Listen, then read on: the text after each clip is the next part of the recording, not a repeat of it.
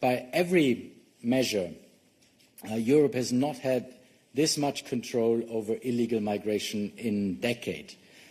But of course, the events from Ceuta, that's also pretty clear, show that dramatic images beat actually the best statistics. And that's also, of course, one of the learnings. And as I said before, these past few days were a test of our European resilience, a test of the security of our external borders. And these days showed clearly that there are actors who have no regard for the safety or even for lives of innocent people. And from the first moment, of course, what we did as a Commission, we offered support to Spain, both financially and operationally. And this includes emergency financial assistance to strengthen the protection of the external border in Ceuta, also supporting returns, of course, and also to prevent movements to the European Union. In terms of support from our agencies, Frontex is already on the ground with more than 30 people in Ceuta, and is of course ready to do more also. And also other EU agencies like Europol, like our asylum agency, stand ready to assist Spain. For the time being, Europe, I think, has definitely passed this test. People did not manage to enter the Schengen area, and security at the border was resolved quickly. The key now is for the European Union to act, I would say, in a united manner and also draw the right conclusions from these events. This is also what we discussed today, of course. Maybe some sentences on the hard facts. First, the breach itself. Over 70,000 people, as you know, crossed in a matter of hours, fueled by criminal smuggling networks and also disinformation, social media disinformation. The integrity of our external border was placed, of course, under severe strain. That was the first hard fact. The second hard fact, 75 lives were lost. Families who will never see their loved ones again because criminals send people on dangerous journeys. And this is just not acceptable. And today we discussed how to avoid such incidents also in the future. What worked in the beginning is the response. First, Spain today again confirmed, as I said before, that practically all those who entered Ceuta have now returned. People did not cross from Ceuta into mainland Spain and into continental Europe. The integrity of the Schengen area was preserved, and that is the result of a sustained cooperation between Spain, Morocco, and the Commission over the recent days. And I want to acknowledge it clearly and thank Spain also and the administration in Ceuta for restoring order and to work closely with Morocco to ensure the swift returns. Secondly, our new European rules and on borders and on migration means we have a robust system in place to safeguard our security, to safeguard Europe's security. And this includes swifter procedures at the border, especially for countries on the EU list of safe countries of origin, like Morocco is. Morocco is part of this safe countries of origin list. And I also welcome the further deterrent action Spain and Morocco have taken to prevent additional illegal arrivals, including reinforced surveillance, for instance, of the maritime border. What are the lessons learned from this? This is also was one of the main discussions, of course, today as well. First of all, and we all agreed on that this morning, it's about full the full implementation of our new rules. That is key, full implementation of the pact. Faster procedure under our new rules on migration, including screening, border procedures and swifter returns. Very important elements there, both from a security perspective, but also, of course, from a migration perspective. And member states want and need to make better use of tools such as the new safe third country concept, which allows for asylum procedures outside the European Union in a safe third country under different and concrete rules. And that is important also to further deter illegal migration. Second, our 5-point path forward, which President von der Leyen announced in her letter to Prime Minister Sanchez yesterday. We discussed that, of course, as well, and everyone agreed there as well. These 5 points, shortly. One is to continue preventing illegal migration through stronger cooperation with our partners and neighbours. We call it migration diplomacy, going beyond migration management. We need to use our leverage in a more effective way, be it trade, be it visa policy, be it development assistance. And we are currently in the process of negotiating actually a strategic, comprehensive partnership agreement with Morocco. And of course, the topic of migration is one of the core elements of this agreement. Number 2 on these 5 points path forward is swift returns, applying our new return regulation. The third point, it's about further strengthening our external borders. This means a reinforced Frontex support also, both on the ground but also in third countries. We are currently, as you know, preparing a new mandate for Frontex to be adopted after the summer break. It also means vigilant monitoring and, where needed, also physical infrastructure at critical points. The fourth point is about implementing early warning systems.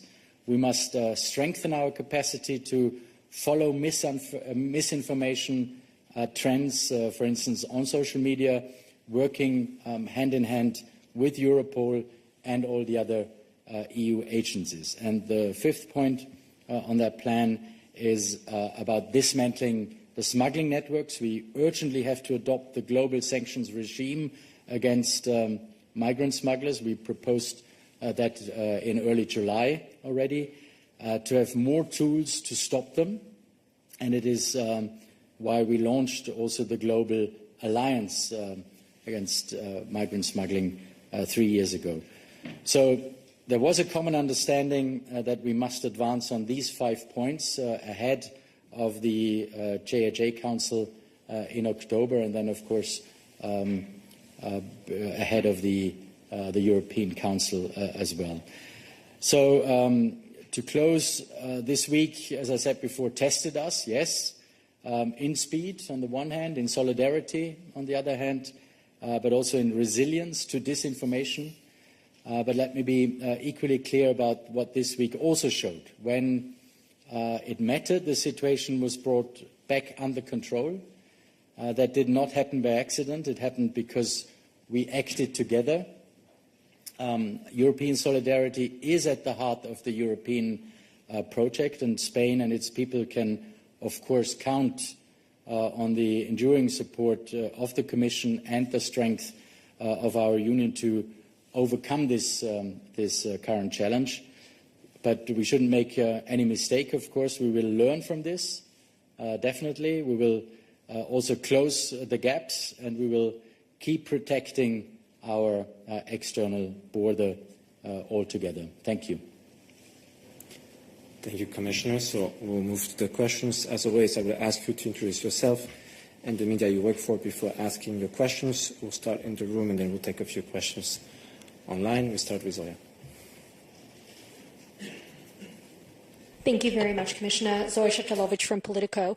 I wanted to ask you about whether Italy's concept of an immediate beginning of using these third-party deportation hubs has been discussed and whether ministers backed that idea. Is it something that the EU is going to be working full steam ahead on? Because I know that that was something going into the meeting the Italians wanted to discuss today. You mean the return hubs? Yeah, the return hubs. The return hubs were, of course, mentioned by some member states, especially the ones who are preparing such returns hub or preparing the negotiations with third countries about the return hubs. Yes, Italy, Albania is a different project. That's the Italian project. But as you know, five member states, 6 member states now are working together to talk with third countries about return hubs. But what I wanted to stress is also, yes, let's focus on return hubs. That's legitimate, and that's a task of the member states to do it, the ones who want to do it. But also focus on the safe third country concept, which means that the asylum procedure can actually be done outside the European Union, where the safe third country concept allows for that. So yes, both return hubs, but also the asylum procedures outside the European Union were mentioned by some member states. Yes. Thank you. Sandro? Sándor Zsíros from Euronews. First of all, you mentioned emergency financial aid for Spain. What's the amount? Where is the money coming from? And does this also cover potential humanitarian care as migrants are still remaining in Ceuta facing difficult conditions? And I would like to know also, how do you assess Italy's decision to temporarily suspend the Schengen free movement regime with Spain? Was this lawful according to you, since there was never a moment of threat of mass migration to Europe from Spain? Thank you. Thank you. First on the financial support which is available to Spain, we offered already over €1 billion for the period between 21 and 27. To Spain. Spain received an additional 114 million allocation through emergency assistance and union action. That's also in the programming between 21 and 2027. And this includes approximately 28 million to further reinforce reception, asylum and return systems in Ceuta. So this is especially used there. Spain, as you probably know, is also one of the member states identified as under migratory pressure under the first annual solidarity cycle and will therefore receive solidarity from the other member states as well. When it comes to the border controls, so the Schengen area. First of all, you know that under the new Schengen border code, member states may exceptionally and also temporarily reintroduce internal border controls. That is in the Schengen border code, and some member states, as you know, have already taken that possibility. We were discussing that in the last weeks and months. If they have to address serious threats to public policy and internal security. So this is the case now, and now we are looking, of course, into it, whether the rules are, whether everyone sticks to the rules. This is also pretty obvious, but we have to, of course, look into that first. Thank you. Take one more. Laura, then we'll move. Thank you very much, Laura Dubois for the Financial Times. Commissioner, you mentioned leverage. How will you use your leverage against Morocco in this case? Our sources say this couldn't have happened without at least some tacit knowledge from the Moroccan authorities.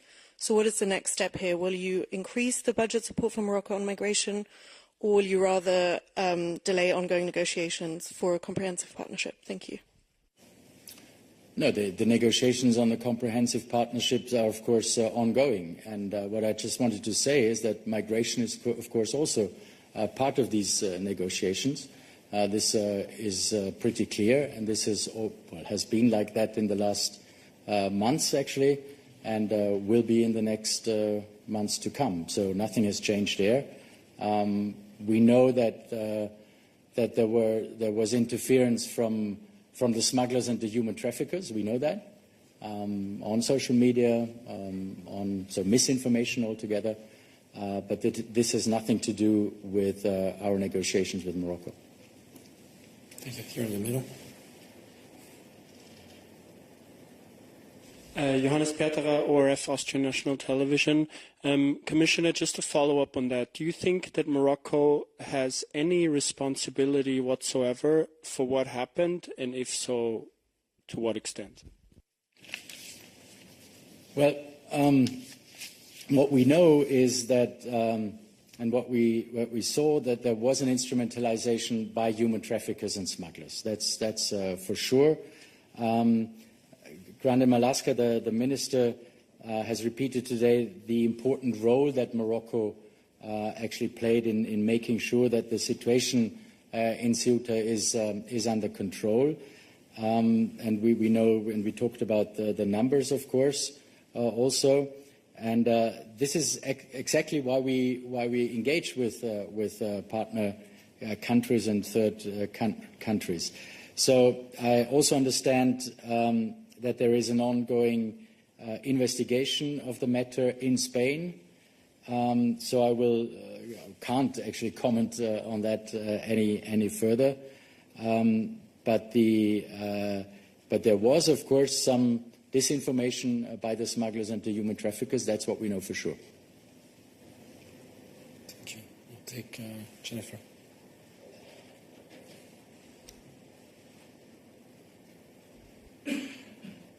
Thank you. Jennifer Rankin, The Guardian. Commissioner, back to return hubs. Do you think there should be EU funding for return hubs, as we understand Italy would like, and several member states have already called for it ahead of the European Council in June?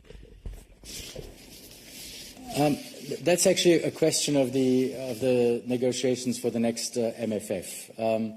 I think that's the way to go forward. As I've said many times, we created the legal framework now for return hubs, also in the return regulations, also for these centres, and remain open, of course, for any proposal.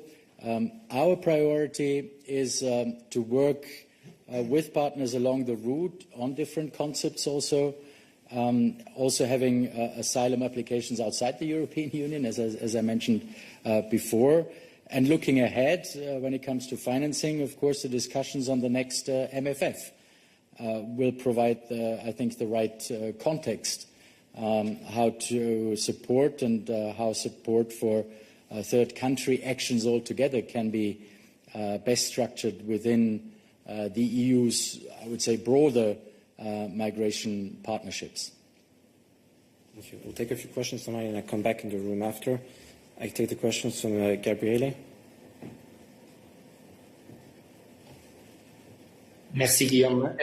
Commissioner, apologies. I have to follow up on the question about Italy and Schengen because, the Commission got the notification and you said yourself that Schengen area has not been affected, quoting the Spanish minister, but Italy nonetheless on Friday suspended Schengen. And let's recall geography, Italy doesn't share any territorial border with Spain. So I think you normally assess these policies, whether they are necessary and proportionate. I'd like to ask you if you consider them to be necessary and proportionate already 4 days into the measure being applied. And the second one, you referred to the talks ongoing with third countries with respect to return hubs, led by 6 countries that are interested in having this joint hubs. What's the role that the Commission has to play there? Any kind of supportive role besides funding? We heard your answer.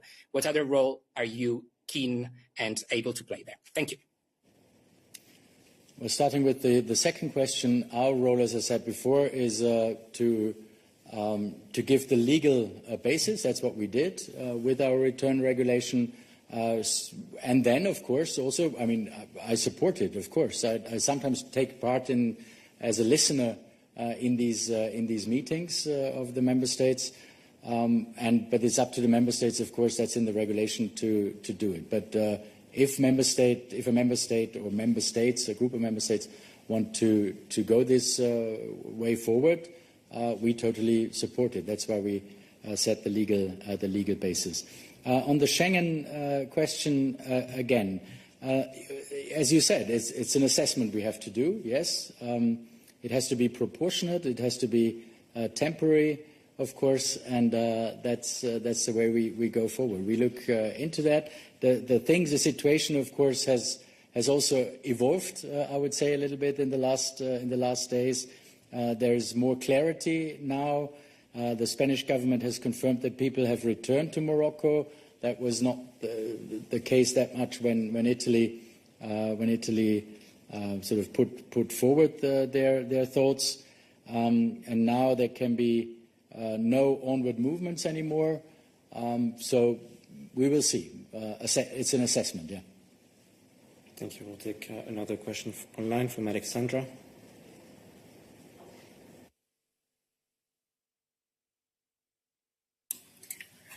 Thank you for the opportunity. Do you hear? I just wanted to add one sentence because I understand. I have some understanding for this reaction of the Italians also, because the people are concerned. The citizens of Europe are concerned, and that's why we have this possibility in the Schengen border code also. So we really have to look into that and look into the details. But of course, I do understand that with the images we saw, the citizens of Europe, of course, were concerned, and that's why some member states sent a letter. That was one thing, and took this possibility. Good. So we go back to Alexandra. Sir. Yes, thank you for the opportunity. Do you hear me well? Commissioner, you reiterated that one of the lessons learned is the need for a full implementation of the Migration and Asylum Pact.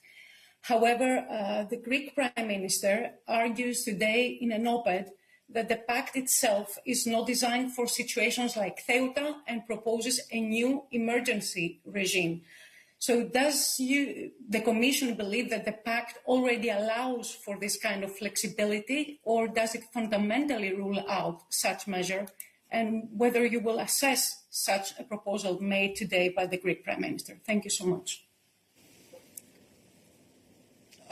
Well, as we discussed today, it's about the full implementation of the pact. This is really key. The pact does offer solutions for this.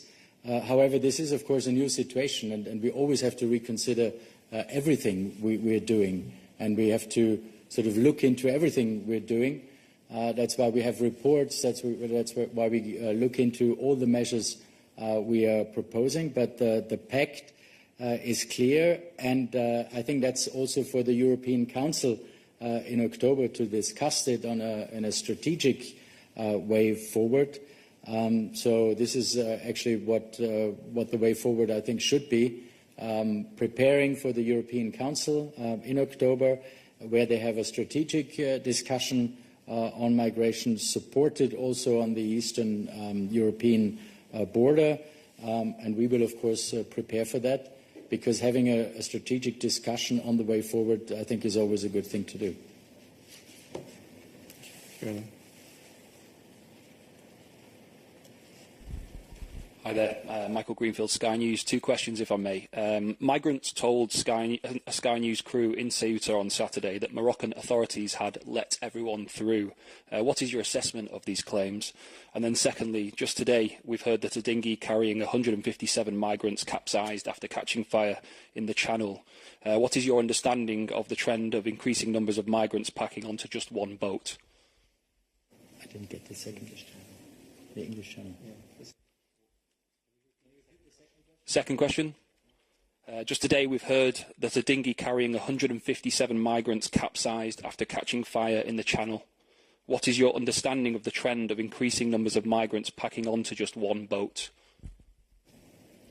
Well, okay. Now I got the second question, and this is exactly what we say. We have to fight against the migrant smugglers and the human traffickers. This is just not acceptable what they are doing, and my assessment is that that's just, as I said, not acceptable. What happens on these boats, and especially the point that smugglers and human traffickers are actually exploiting the life of human beings is not acceptable, and that's what we have to fight against. Fight against the smugglers, fight against the human traffickers. We do that on different levels, as I said before, our global alliance, but also other points. The first part of the question was, what was that? Sorry again. Please repeat. You want me to repeat? It was migrants told the Sky News crew in Ceuta that the authorities had let everyone through. Just, what your assessment of that is, please. Well, as I said before, the cooperation with Morocco was, according to the Spanish authorities and the Spanish minister, was very good, especially on the returns. But as I said before, Spain is looking into it and looking into the lessons learned also and what happened exactly. I can come back to you when we have this from the Spanish government. Sure. No, behind you. Sorry, was behind you. Hi, Olga Rodriguez from Spanish radio COPE. Commissioner, you said that the Italian measure was adopted because people were concerned. About what concretely were people concerned if there are already different controls in Ceuta for entering Schengen? And also, has the Commission identified any of the smuggling networks or the people behind these information posts on social media? Thank you. Well, I think when these measures by Italy were discussed, we were in a different situation. As I said before, the situation has evolved in the last days, and it wasn't clear what is happening actually. So that's a different. Now things have evolved, and now we know that people have returned. That's good news. That we have control over what happened there at our external European border. And the second part as well? What was the second part? I should have written it down. I asked if these smuggling networks or any people posting on social media were identified by the Commission. No, not yet, but Europol, and I can't talk too much about it because Europol is together with the Spanish authorities, of course, looking into that, and if we have a result, we'll let you know. We had an attempt. Yeah, please. Thank you, Commissioner. The deals that you have with third countries to hold people back, these are a key part of the strategy to control irregular migration. But given that we have seen in the past that some of these countries weaponize migration when there's some kind of a disagreement, is it time to rethink that strategy? And also, could you tell us a little bit about what Spain has said about the remaining migrants in Ceuta, specifically the ones from sub-Saharan Africa, who have told our network, DW News, for example, that they intend to stay, they're not returning to Morocco, and that they want to apply for asylum? First of all, we do have more leverage now against or in our negotiations with third country. You know, we have our new visa policy strategy, where we have different points, especially on the visa point, of course. The visa 25A procedure is there, so we can actually put sanctions also on countries which do not cooperate. We did that on different countries like Ethiopia, for instance, and it worked in the end. We did it on Somalia as well in the last weeks, very quickly, actually. So yes, we always rethink and reconsider our policy and our strategies. I think that's what we have to do, and especially on the visa part, with our new visa policy strategy, we are exactly going into that. What happens? What about the people remaining in Spain? Of course, this is the responsibility, of course, of Spain. to ensure no one crosses into the European Union. That's one thing, and this is what Minister Grande Malaska also today confirmed in his statement. He had two statements today. This, I think, is first and foremost what member states also expect, of course, from Spain. And as I said, Minister Grande Malaska has confirmed that. We are, as a Commission, we are, of course, ready to support both Spain and Morocco, and we are in ongoing discussions on the support we can actually offer to Spain. We are always ready to support and help. By the way, all member states also agreed on the support and reiterated their support to Spain to come over this crisis. It was a crisis, but now, fortunately, it has been resolved. In general, I think we need to strengthen our efforts of strengthen our cooperation also with our partner countries. I think that is really key. But this is a more general view on that. But yes, we are ready to support Spain, of course, further. Thank you. Magnus? Thank you, Magnus, with your active. With the risk of this becoming slightly repetitive, but I'm going to have to double down on some of the good questions colleagues have asked, because you frankly haven't answered it yet. In terms of Morocco's involvement in this, we've now heard you say that migrant smuggler networks probably played a big role in the things leading up to this, and then Moroccan authorities have been very good, as you said, especially on returns. Our question is, to what extent was Moroccan authorities involved before the migrants seized on Ceuta? Thank you. Well, as I said before, and also sorry to repeat myself, as you said, this is part of our assessment, of course. And I said in the beginning, Spain especially looks into this, and the ongoing investigations in Spain are there of the matter. So I can't go into details there. Sorry, I can't say more on that. We have to wait for the outcome of the investigation.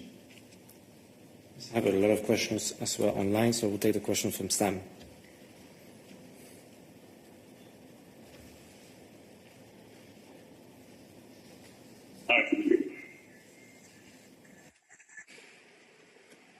Sam. All right. Through emergency meeting ministers, I think the light that the EU has recorded more than 2,000 fake articles. Sam, sorry, we cannot hear you. Your sound is not good. Could you fix your connection? We'll come back to you. We have another question here, please. Yeah. Hello, Manuel Gomez, Spanish newspaper El País. Well, I'd like to ask about the regularization of migrants. In the recent days, 22 countries have criticized Spain for this. I wanted to ask you if Spain has faced any criticism in the meeting for this regularization, and if you have any evidence about the link between this measure and the events of Ceuta. And I'd like to ask about why the reaction of the Commission has been different this time from the other events in the past, like the eastern border in 22 or Lampedusa, when the President of the Commission traveled there. Thanks.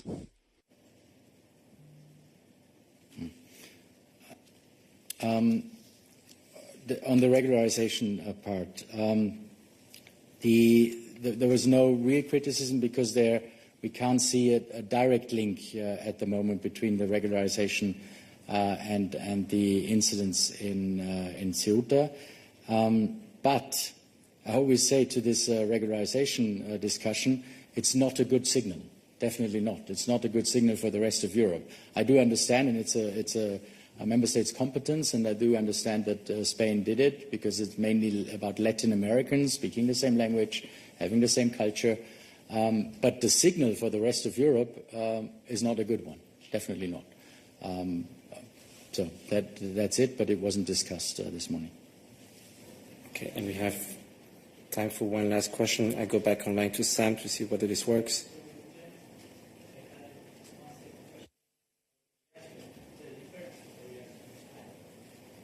Do you want to add? I don't see a difference, actually. We reacted very quickly, very firmly also, and we have better rules in place and a better system. Now we have a system which we didn't have some years ago. This is a complete different situation now, because as I said before, Morocco is a safe third country.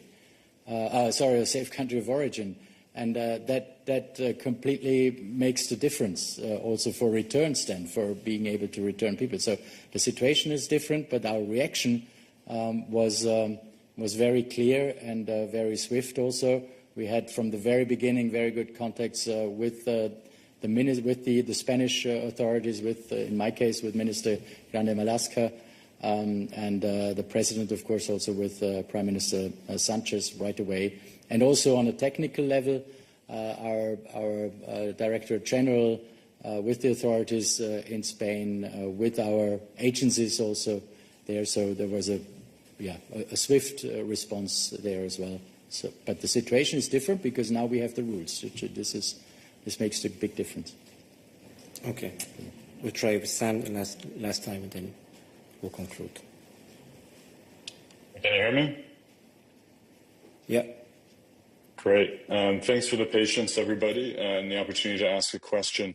During the extraordinary meeting of ministers, it came to light that the EU has recorded more than 2,000 fake articles and over 6,000 fake social media posts from Russian actors concerning the situation in Ceuta. And I'd like to follow up on that. You've mentioned disinformation quite a few times without getting into any specifics. EEAS has a disinfo unit, as well as the Commission. What kind of articles and on which platforms was this posted and detected? And how is it possible to identify them as linked to Russia? Well, I think, as you said, it's a bit, I think, too early, because there was instrumentalization. I mentioned the smugglers and the human traffickers, and now, of course, it's also up to the EAS, as you said, to look, and Europol also to look into these details, who the intruders were. Was it Russia, as you mentioned, or was it human traffickers and smugglers? We know it from the human traffickers and smugglers already, but the rest, please wait for a real assessment there. Thank you. This concludes our press conference. Thank you so much for joining us today. Thank you, Commissioner. Thank you.